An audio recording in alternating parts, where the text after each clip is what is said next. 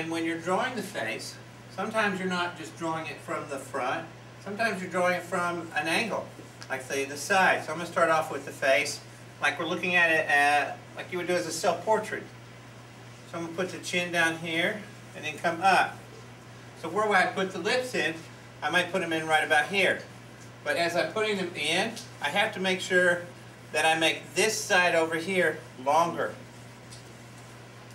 Okay, so that goes up and down, and then this right here will go up, and it has to, look, it has an angle like this. Okay, it's not like straight up and straight down. Now it has this angle that goes that way.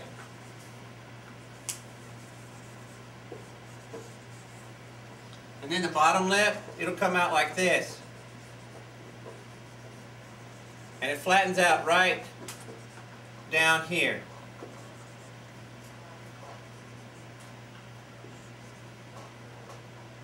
And goes up and back that way. So what you have is, you have the lip and it's foreshortened on this side. That means this side will be shorter than this side that's closer to you. And it'll be longer than it normally would. So if you draw this side shorter, the other side has to be longer because it's closer to you.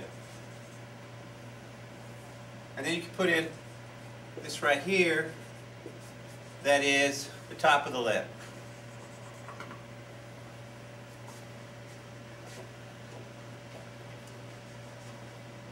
If I've drawn anything out here that's out of whack, I'll have to fix it.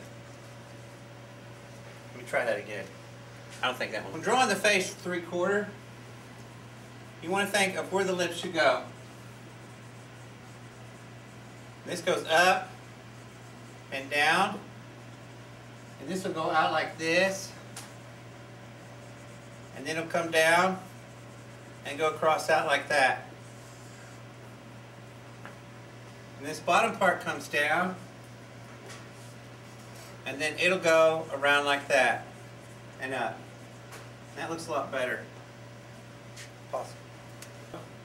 So I have this side over here, which is longer on this side than the other side. And you can tell if you've got it right, because you should be able to draw a line that comes up this way, and you should be able to draw, this part goes out like that. So it's like a bird.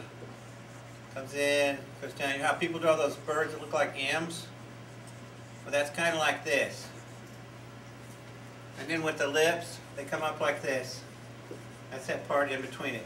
So I kind of sketch these out, and later I can make more definitive lines. So if I'm putting in the rest of the face, I can kind of decide where the chin's going to be, and then the nose will be right in here. And I'll put a thing at the back that'll say, on the back end, it'll say, in shading the lip, you want to think about, where do you put the shading at? On the shading on this, it's always more shading, for most of the time, on the top lip. Now let's say the light's coming from this side, your shadow's going to be on this side right here. So it's your upper lip that usually has the most shading. And on the bottom lip, you might have some more shading down on one side. Let's say the light's coming from one end or the other angle. We decided it was coming from this way. You'd have a little bit on this side, down here. And up underneath the lip, you have shading from the shadows. Wherever they're at. That doesn't quite look right. I think that's better. On a whiteboard, sometimes it's better not to shade. You can also start to take out some parts that don't quite work.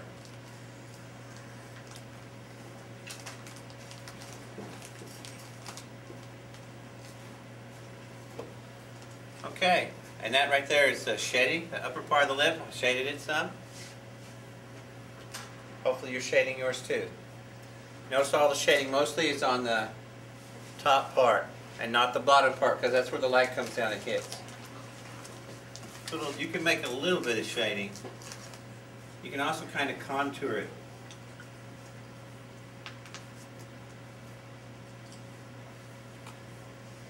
Okay? Alright. Create a highlight in this. So I can make this darker right in here. If you were doing this with pencil, you darken this in just a little bit, and then you go back with your eraser and you hit this little spot right here, and you create like a highlight that's coming down on your lip. It's not going to quite work with dry erase board, but it may not look too bad. No, it doesn't. You can kind of get an idea of what you do with pencil. You can make that darker. Right down in here is going to be one of your darkest spots. And right in here, right here where the two lips meet, that's darker.